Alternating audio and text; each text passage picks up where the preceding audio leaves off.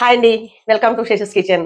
మీ అందరికీ చాలా ఇష్టమైన ఎంతో రుచికరమైన పెరుగావడ చేసుకోబోతున్నాం అండి వేళ. మంచి మంచి టిప్స్ తో ఈ పెరుగావడ అనేది ఎంత బాగా వస్తుందో నేను ఇప్పుడు మీకు చూపిస్తానండి. వీడియో స్కిప్ చేయకుండా చూడండి. ఈ ఛానల్ సబ్స్క్రైబ్ చేసి 1/2 కిలో పప్పు తీసుకున్నానండి నేను. ఇది 3 గంటల ముందుగా నానబెట్టుకున్నాను. ఒక టిప్ చెప్తాను కదండి. ఆ టిప్ ఏంటంటే పొట్టున్న పప్పు తీసుకుంటే టేస్ట్ ఉంటుందండి. తర్వాత వచ్చి గుల్లగా వస్తాయి అనమాట. గుళ్ళుతో చేసింది ఎలా చేసుకున్నా గట్టితనం వస్తాయండి. ఇది పప్పు చాలా రుచిగా ఉంటుంది. ఇది ముందుగా మనం గారెలకి రుబ్బుకున్నట్టుగా గట్టిగా రుబ్బవసరం లేదండి. కొంచెం వాటర్ యాడ్ చేసుకుని మెత్తగానే రుబ్బుకోవాలి. ఎలా రుబ్బుకోవాలో మీకు ఇదిగోండి రుబ్బేసాను. ఇదిగోండి ఇలా మెత్తగానే రుబ్బుకోవాలండి. ఇలా మెత్తగానే రుబ్బుకోవాలి. ఇదిగోండి రుబ్బేసుకున్నాం. రుచికి సరిపడంత సాల్ట్ వేసానండి. 1 టీ స్పూన్ ఇదిగోండి కలిపేస్తాం. పెరుగు అవడంటేనండి మనం పెరుగులో కూడా సాల్ట్ యాడ్ చేస్తాం కాబట్టి ఒక రవ్వ కొంచెం తక్కువగానే వేసి కళాయి పెట్టుకున్నామండి. ఆయిల్ వేస్తాను.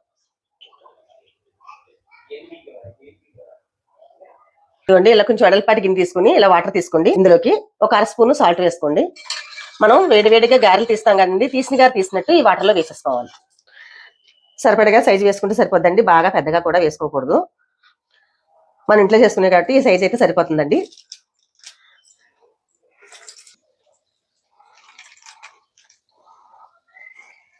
బాగా ముదురుగా అవసరం లేదండి. ఇలా లైట్ గా వేగితేనే బాగుంటాయి.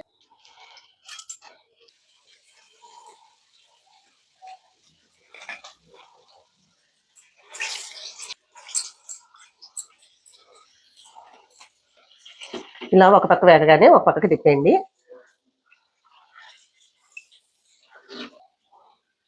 పెరుగు పుల్లగా ఉండకూడదండి. 2-3 గంటల ముందు మాత్రమే తోడు పెట్టుకోవాలి.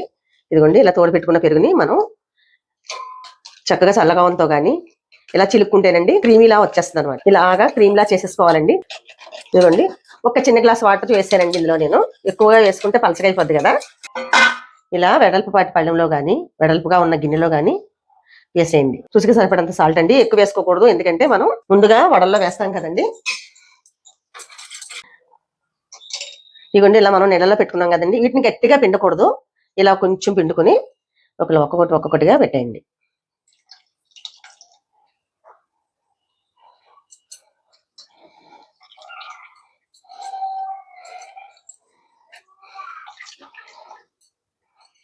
ఇలా గట్టిగా పిండారనుకోండి నాన్న గారి విరిగిపోద్దండి. గట్టిగా పిండకండి. మళ్ళీ పెరుగులో నానుతుంది కదండి, మనకు స్పూన్ కి వచ్చేలాగా ఉండాలన్నమాట.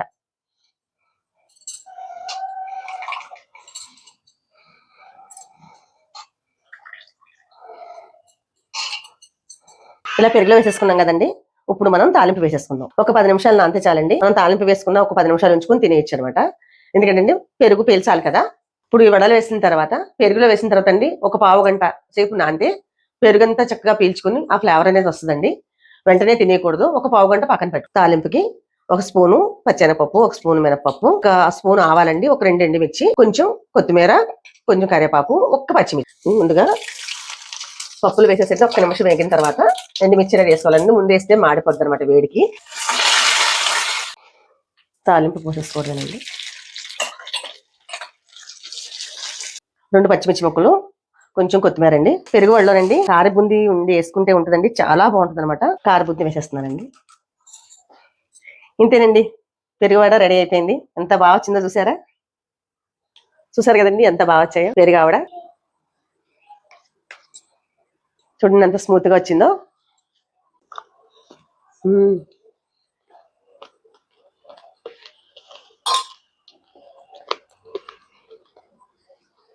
నోట్లో పెట్టుకోగానే చాలా బాగా ఉందండి. బాగా కరిగిపోయింది కూడా, అంత స్మూత్ గా వచ్చాయి.